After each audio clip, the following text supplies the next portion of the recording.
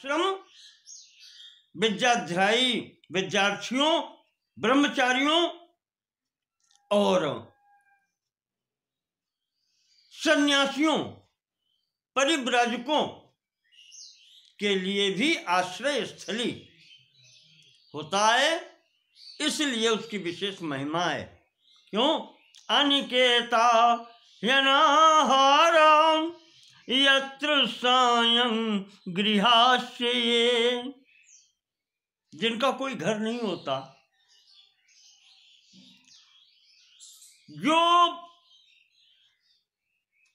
जिनका कोई विशेष भोजन प्रबंध भी नहीं होता, अनाहारा, जिनको दिन भर में भोजन नहीं मिला है, जिनका कोई घर भी नहीं है, यत्र सायं गृहाश्रये, जहां सायंकाल हो गई वहीं ठहर जाते हैं, वही उनका घर हो जाता है। वृक्ष के नीचे हैं तो वो घर है, किसी के दरवाजे पहुंच गए वही उनका घर है। तेषां गृहस्था सर्वेषां प्रतिष्ठा योनिरेव च।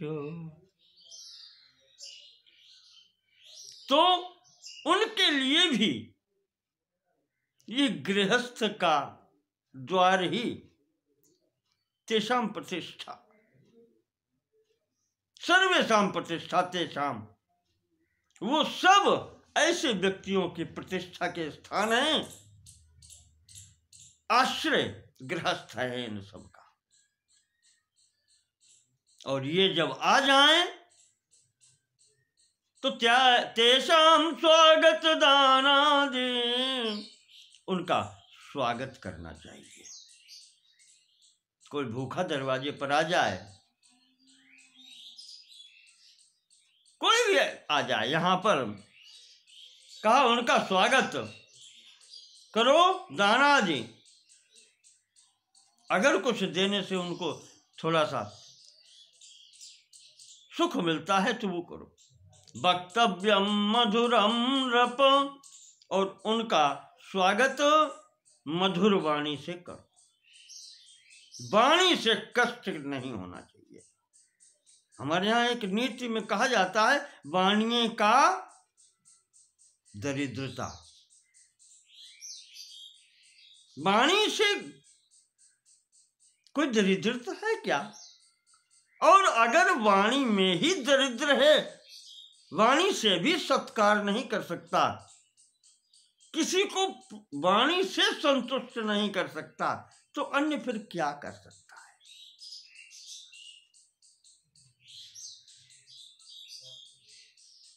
जो दरवाजे पर आ गया है, अगर वो सायंकाली स्थिति, तो शयन आसन भोजनम दद्यात, ऐसे व्यक्ति को सोने के लिए स्थान, बैठने के लिए आसन और भोजन मिलना ही चाहिए। यही अतिथि धर्म है। अतिथिर्यस्य भग्नाशो, महर्षि और वो कह रहे हैं राजा सगर से, अतिथिर्यस्य भग्नाशो गृहात् प्रतिनिवर्तते। किसी गृहस्थ के दरवाजे से अगर कोई अतिथि भूखा प्यासा लौट जाता है, उसकी आशा पूर्ति नहीं होती, तो सदत्वा दुष्कृतम तस्मै पुण्यमादाय गच्छति। वो आने वाला अतिथि उस गृहस्थ के पुण्य लेकर चला जाता है, अपने पाप वहीं छोड़ जाता है, अपने पाप दे करके, और उस गृहस्थ के पुण्य लेकर के चला जाता है। शयन आसन भोजन वाणी, चारी बातें तो हैं। इनसे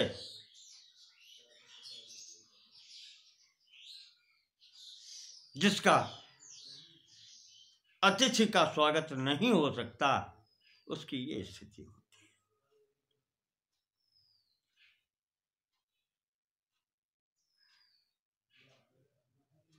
अतिथि के प्रति अपमान का भाव नहीं होना चाहिए किसी भी स्थिति में।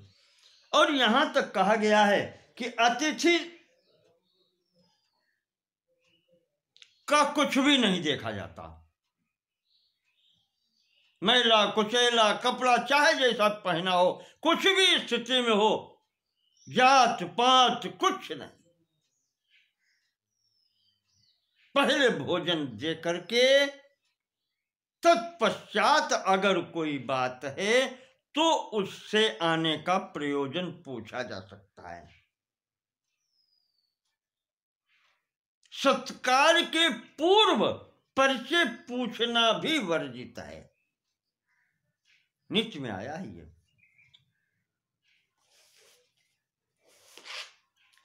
जहां ये बताया गया है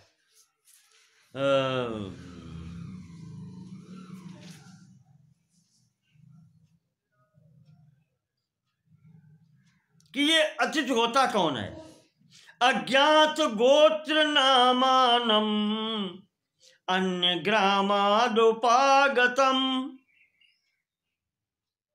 अपरिचित, देखो परिचित अगर दरवाजे आता है उसका सत्कार तो आप करेंगे, क्योंकि लोक लज्जा के भय से, या उसका बदला पाने के लिए कि मैं इसका सम्मान करूंगा, इसके दरवाजे पर पहुंचूंगा तो मेरा भी ये सम्मान करेगा।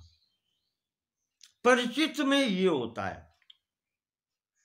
इसलिए यहां पर नरक पुराण में बताया गया है कि अज्ञात गोत्र नामानम, ऐसा व्यक्ति अगर आ गया है वही अतिथि है, और उससे कुछ पूछना भी नहीं चाहिए। बहुत बड़ी बात कही है। उत्तमस्यापि वर्णस्य नीचोपि गृहमागतः। उत्तम वर्ण का गृहस्थ हो, उत्तम वर्ण सबसे उत्तम ब्राह्मण, उसके दरवाजे भी अगर अतिथि आ गया, नीचोपि गृहम आगता, नीच वर्ण या किसी प्रकार, जब अज्ञात गोत्र नामानम है तो वो किसी भी स्थिति का हो, अगर आ गया है तो पूजनीयो यथा योग्यम सर्वदेवमयो तिथि। सर्वदेवमयो अतिथि, अतिथि संपूर्ण देवमय होता है। बालो वा यदि वा वृद्धो युवा वा गृहमागता, किसी अवस्था का हो, बालक हो, वृद्ध हो, युवा हो, तस्य पूजा विधातव्या, उसका यथोचित पूजन होना चाहिए, सम्मान होना चाहिए।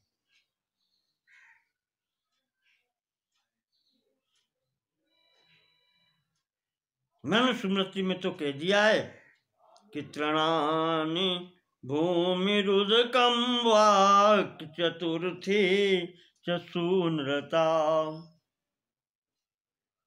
तृणानि, तिनके का बना हुआ आसन, भूमि अन्यथा भूमि पर ही, उदकम जल, और वाक वाणी, और सुनरता, कहना चाहिए कि सम्मान कह लें आप उसको।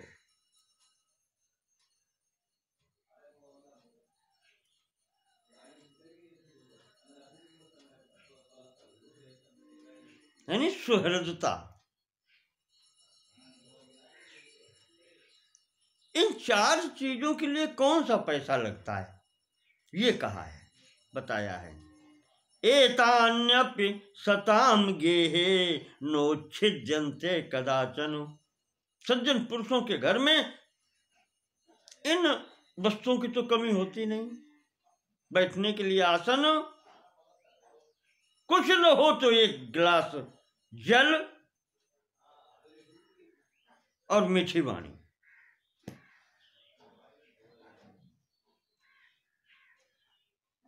ठीक है। और उसी का कहा गया है अभ्यागतम श्रांतमनुव्रजन्ति। अतिथि को अभ्यागत भी कहा गया है। कहीं कहीं पर अभ्यागतों में और अतिथि में अंतर थोड़ा सा किया गया है। अभ्यागत जो है वो परिचित भी हो सकता है। अभ्यागता जो आपके पास आया है। अतिथि ऐसे को कहा है कि चाहे जैसा हो, परिचित अपरिचित, विशेष करके अज्ञात गोत्र नामानम, वो अतिथि है। और शेष सभी अभ्यागत कहे गए, या यूं कह लें कि आपके पास आने वाले सभी अभ्यागत हैं। जो आपके पास आते हैं अभ्यागता, आपके पास जो आए हैं विशेष रूप से वो अभ्यागत हैं, और उन्हीं में एक श्रेणी है अतिथि की। अभ्यागतम श्रांतमनुव्रजन्ति, विश्राम पाने के लिए जो आपके पास आया है। देवाश्च सर्वे पितरोग्नेयश्च, सर्वदेव मयो अतिथि, उसके अंतर्गत संपूर्ण देवता, तुम्हारे पितर भी और अग्नि भी उसके आश्रित होकर तुम्हारे यहाँ आए हैं। उनकी तृप्ति के लिए आपको ये सब देना है। भोजन शयन, भोजन आसन और वाणी।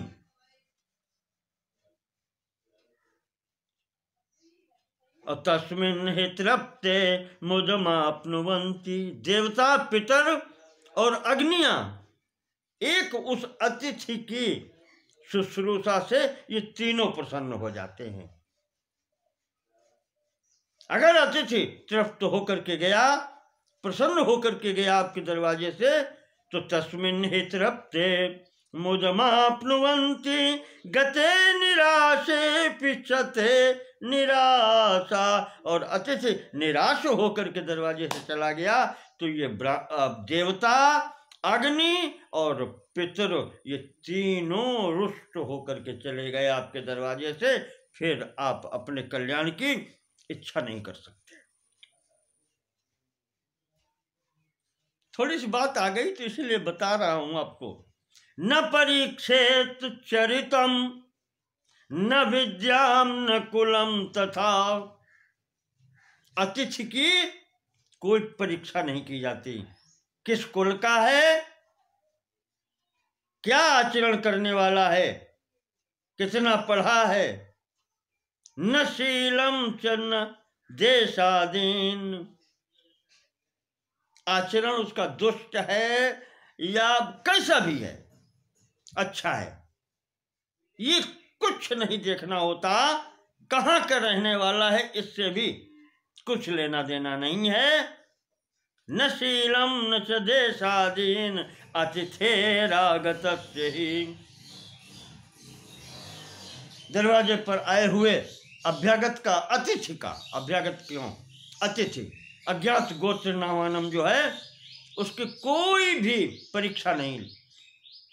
जैसा है वो भगवत स्वरूप है। कुरूपम वा स्वरूपम वा कुचैलम वा सुवाससम, चाहे रूपवान हो चाहे कुरूप हो, कपड़े पहने हो, फटे पुराने हो या अच्छे हो, विद्यावंतम अविद्यम वा, विद्यावान हो या मूर्ख हो,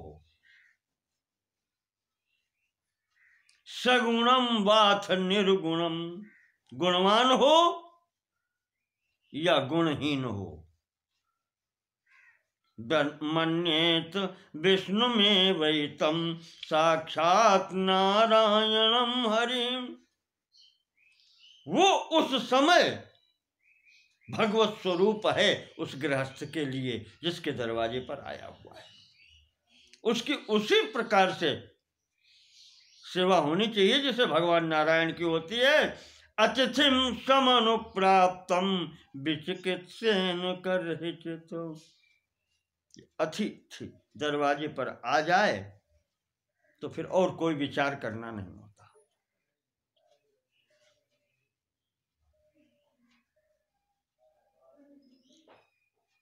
इसी स्थिति में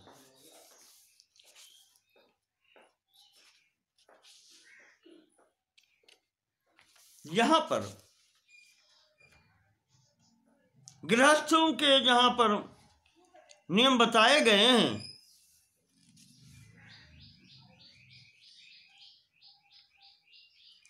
वहां और भी आया है इसका।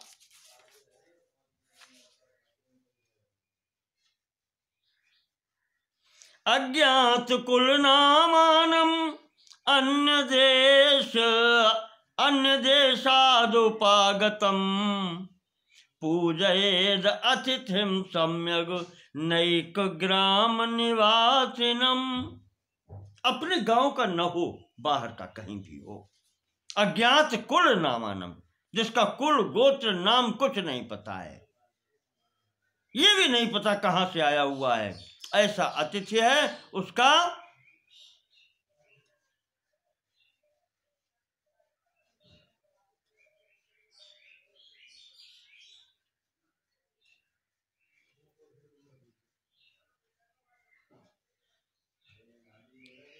सम्मान को होना चाहिए। पूजयेद अतिथिम सम्यक।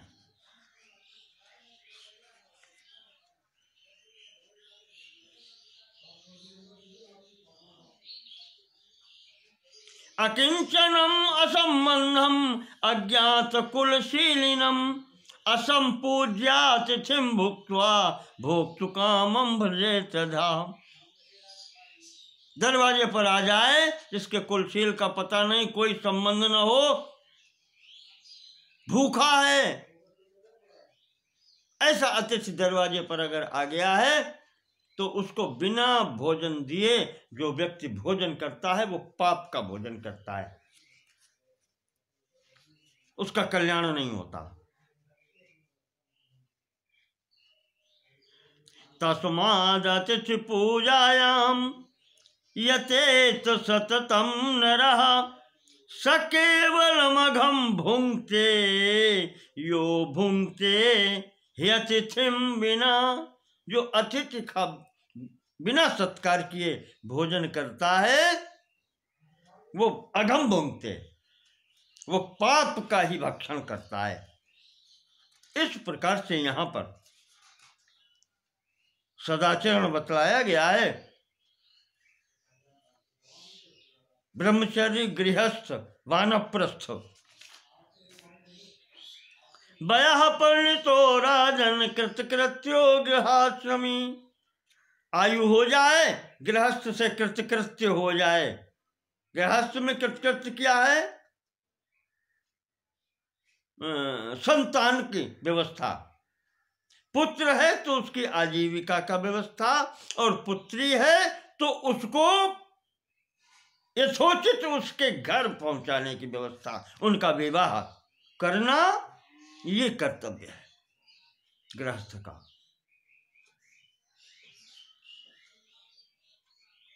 पुत्र के लिए केवल आजीविका की व्यवस्था करना होता है और कोई दायित्व नहीं है। और पुत्रियों के लिए ये है कि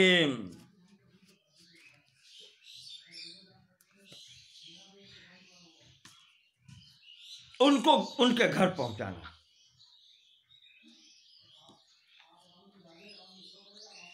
बहुत ये सब चीजें हैं। उत्पाद्य पुत्रान अनृणांश कृत्वा वृत्तिम च तेभ्योऽनुविधाय कांचित स्थाने कुमारी प्रतिपाद्य सर्वा अरण्य संतोष मुनिर्बुभूषेत।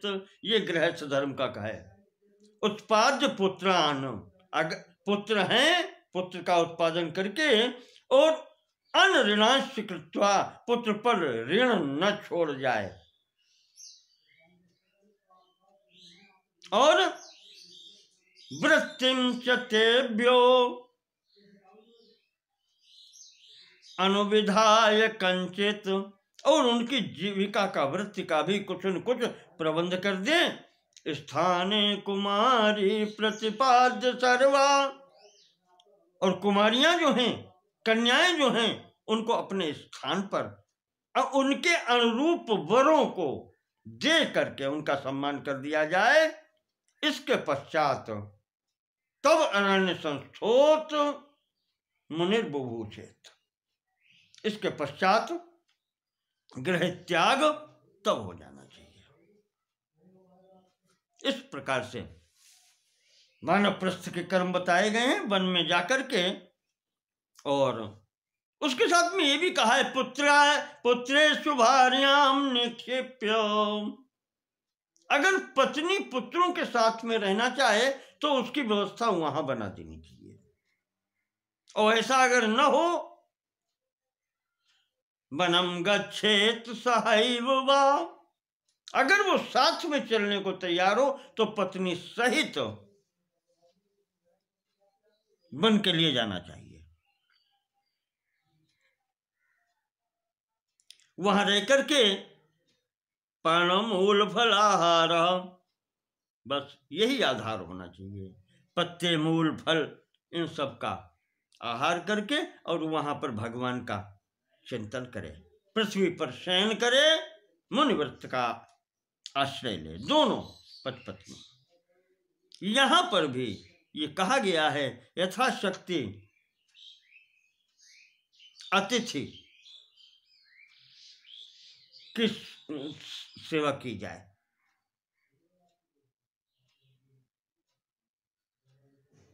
कठिन तपस्या है वानप्रस्थ की भी, और इसके पश्चात अंतिम स्थिति बताई गई है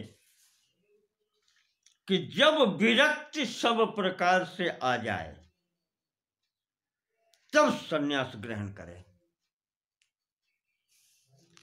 चतुर्थश्चाश्रमो भिक्षो प्रोच्यते यो मनीषिभिः,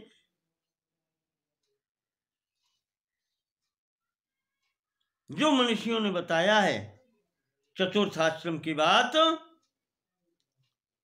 पुत्र द्रव्य कलत्रेषु त्यक्त स्नेहो नराधिप, ये विरक्ति हो जाए।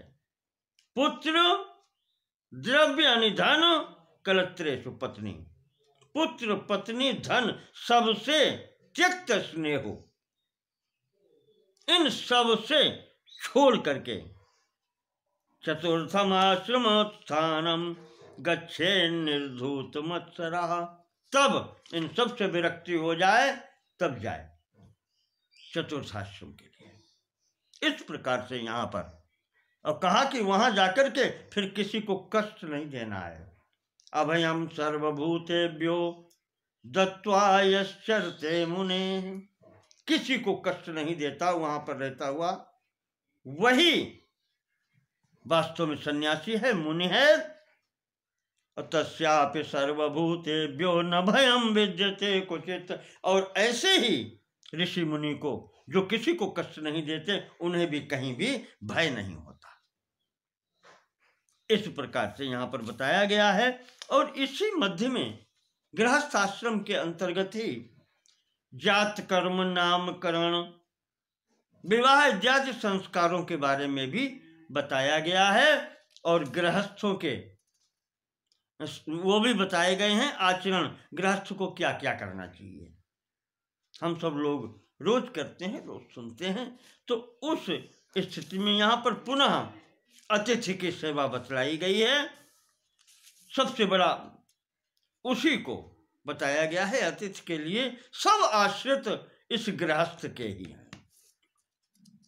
आपको बताया ब्रह्मचारी, सन्यासी, ये सब आश्रित हैं इसके, इसलिए गृहस्थ धर्म की अधिक महिमा है। और इसमें कोई विशेषता नहीं है। कहते हैं कि संपूर्ण सृष्टि ही विष्णु स्वरूप है।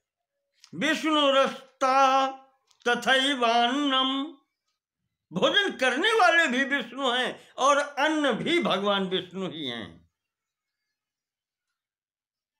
ये सदैव ध्यान रखना चाहिए। हम किसी को कुछ नहीं दे रहे, बिना किसी गर्व के दूसरे की सेवा करना, यही भगवान की पूजा है।